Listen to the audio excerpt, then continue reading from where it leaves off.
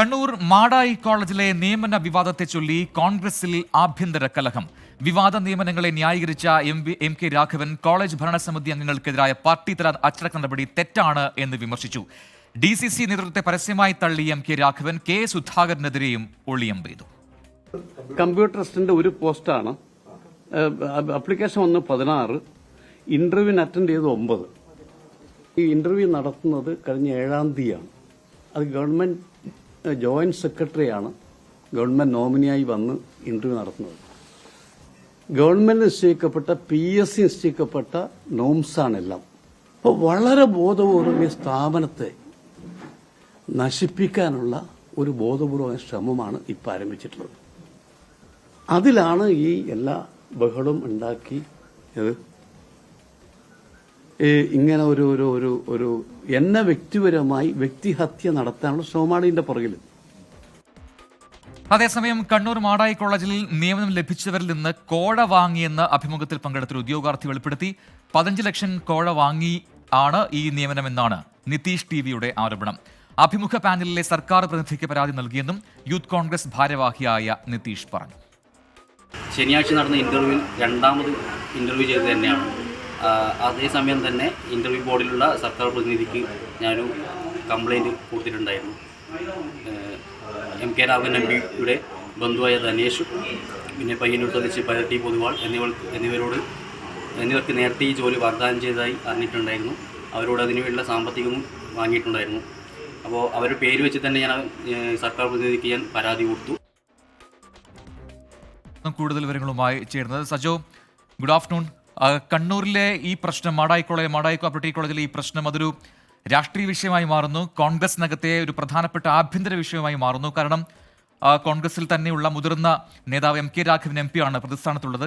കോൺഗ്രസ് പ്രവർത്തകരാണ് MPക്കെതിരെ പരസ്യമായി രംഗത്ത് വരുന്ന നിലപാടിലേക്ക് വന്നിരിക്കുന്നത്. ഇന്നിപ്പോൾ ഈ ആരോപണങ്ങളെല്ലാം തള്ളിക്കൊണ്ടാണ് എം കെ രാഘവൻ MP രംഗത്ത് വന്നിരിക്കുന്നത്. അപ്പോൾ എങ്ങനെയാണ് ഈ വിഷയം കോൺഗ്രസിൽ ചർച്ചയാകുന്നത്?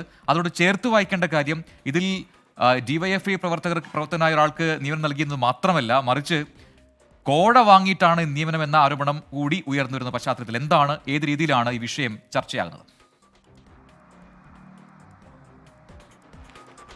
പ്രജിൻ, കണ്ണൂരുകാരനായ കോഴിക്കോട് MPക്കെതിരെ കണ്ണൂർ കോൺഗ്രസിന്റെ പ്രാദേശിക തലത്തിൽ ആരംഭിച്ച കലാപം പാർട്ടിയിലെ ഉന്നത തലങ്ങളിലേക്ക് കൂടി പടരുന്നു എന്നതാണ് ഇതിലെ ശ്രദ്ധേയമായ കാര്യം. മാടായി കോളേജ് കോൺഗ്രസിന്റെ നിയന്ത്രണത്തിലുള്ള ഭരണസമിതിയാണ് ഭരിക്കുന്നത്. അതിനിടെയാണ് അവിടുത്തെ നിയമനം വിവാദമാകുന്നത്. കോഴ വാങ്ങി 2 CPIM അനുഭാവികൾ അല്ലെങ്കിൽ DYFI പ്രവർത്തകനെയും ഒരു CPIM നേതാവിന്റെ മകനും നിയമനം നൽകി എന്നതാണ് ആരോപണമായി കോൺഗ്രസ് പ്രാദേശിക നേതാക്കൾ ഉന്നയിക്കുകയും അത് വലിയ പൊട്ടിത്തെറിയിലേക്കും കലഹത്തിലേക്കും തെരുവിലേക്കുള്ള പ്രതിഷേധത്തിലേക്കും ഒക്കെ നീണ്ടു. ഇന്ന് വൈകിട്ട് കുഞ്ഞിമംഗലത്തെ എം കെ രാഘവൻ MPയുടെ വീട്ടിലേക്ക് പ്രതിഷേധ മാർച്ചടക്കം അവിടുത്തെ പ്രാദേശിക നേതൃത്വം പ്രഖ്യാപിക്കുകയും ചെയ്തിട്ടുണ്ട്. ഇതടക്കം എം കെ രാഘവൻ ആ വിഷയത്തിൽ പ്രതികരണം നടത്തുന്നു. അതിൽ മറ്റ് രാഷ്ട്രീയമായ നിയമനമല്ല, പകരം അക്കാര്യത്തിൽ നിയമപരമായ ചട്ടങ്ങൾ പാലിച്ചുകൊണ്ടാണ് നടന്നിട്ടുള്ളത്. മറ്റാരോപണങ്ങളെല്ലാം പൂർണ്ണമായി അദ്ദേഹം നിഷേധിക്കുകയും തള്ളിക്കളയുകയും ചെയ്യുകയാണ്. പക്ഷേ കണ്ണൂർ DCCക്കെതിരായ നിലപാട് അദ്ദേഹം വ്യക്തമാക്കുന്നുണ്ട്. കണ്ണൂർ DCC അവരുടെ അസംതൃപ്തി നടപടിയിലൂടെ പ്രഖ്യാപിച്ചു. അതായത് എം കെ രാഘവൻ MP ചെയർമാനായ ഭരണസമിതിയിലെ 5 ഡയറക്ടർ ബോർഡ് അംഗങ്ങളെ പാർട്ടിയുടെ പ്രാഥമിക അംഗത്തിൽ നിന്ന് സസ്പെൻഡ് ചെയ്യുന്നു. ആ നടപടി തെറ്റാണെന്ന് എം കെ രാഘവൻ പറയുന്നു. തനിക്കെതിരെ ആസൂത്രിതമായ ഗൂഢാലോചന നടക്കുന്നു, അങ്ങനെയാണ് ഈ വ്യക്തിഹത്യ നടക്കുന്നത് എന്നടക്കമുള്ള ആരോപണം കോൺഗ്രസിനകത്ത് ഒരു ആഭ്യന്തര തർക്കവും കലാപവും ഒക്കെയായി പടരുകയാണ്. കെ സുധാകരനെതിരെ ഒളിയമ്പെയ്യുകയും DCC പ്രസിഡന്റിനെതിരെ പേര് പറയാതെ രൂക്ഷമായ വിമർശനമൊക്കെ ഉന്നയിക്കുകയും ചെയ്യുന്നു. അങ്ങനെ കടുത്ത ആഭ്യന്തര പ്രശ്നം ഒരു വശത്ത് നിൽക്കുന്നു. അതിനിടെയാണ് എം കെ രാഘവൻ MPക്കെതിരെ സുതാര്യമാണ് നിയമനം എന്ന വാദം തെറ്റാണ് എന്ന വാദം ഉന്നയിച്ചുകൊണ്ട് യൂത്ത് കോൺഗ്രസിന്റെ കല്യാശ്ശേരി ബ്ലോക്ക് വൈസ് പ്രസിഡന്റ് കൂടിയായ നിതീഷ് TV രംഗത്ത് വരുന്നു. നിതീഷ് ഉദ്യോഗാർത്ഥിയായിരുന്നു. അവിടെ അപേക്ഷ നൽകിയതാണ്. അവിടെ ജോലിക്കായി അപേക്ഷ നൽകിയവരിൽ ഒരാളാണ്. അഭിമുഖത്തിന് മുന്നോടിയായി തന്നെ കോഴ 15 ലക്ഷത്തോളം വാങ്ങാനുള്ള തീരുമാനമുണ്ടായത് വ്യക്തമായി അറിയാമായിരുന്നു.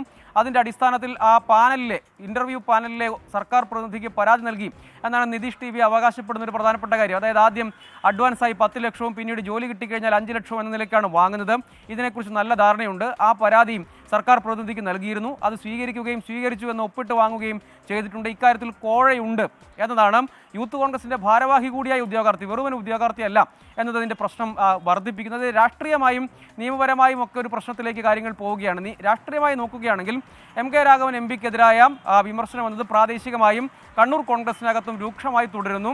അതേസമയം അതിനെ ശക്തമായി പ്രതിരോധിക്കാൻ എം കെ രാഘവൻ MP തയ്യാറാകുന്നു എന്ന നിലയ്ക്കാണ്. ഇനിയിപ്പോൾ ഈ അച്ചടക്ക നടപടിയൊക്കെയുണ്ട്. കൂടുതൽ ഭാരവാഹികൾ രാജ്യസന്നദ്ധത അറിയിക്കുകയും പ്രാദേശിക തലത്തിൽ കൂടുതൽ രാജി ഉണ്ടാകും. ഒരു പടി കൂടി കടന്ന് ഒരു കോൺഗ്രസ് MPയുടെ വീട്ടിലേക്ക് അതേ സ്ഥലത്തെ കോൺഗ്രസിന്റെ പ്രാദേശിക നേതൃത്വം ഒന്നടങ്കം പ്രതിഷേധ മാർച്ച് സംഘടിപ്പിക്കുന്നു. അങ്ങനെ ഒരു പ്രഖ്യാപനം അവർ നടത്തിയിട്ടുണ്ട്. വൈകിട്ട് 5 മണിയോടുകൂടി അത് ഉണ്ടാകുമെന്ന് പറയുന്നു.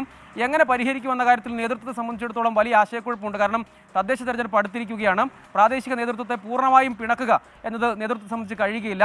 DCCയും എം കെ രാഘവനും 2 തട്ടിൽ നിൽക്കുന്നു. അങ്ങനെ കോൺഗ്രസിനകത്ത് ഒരു ആഭ്യന്തര കലഹമായി അതങ്ങനെ വളർന്നുകൊണ്ടിരിക്കുകയാണ്. സജോ ദേവസ്യാണ് കണ്ണൂരിൽ നിന്നും വിശദാംശങ്ങൾ നൽകിയത്.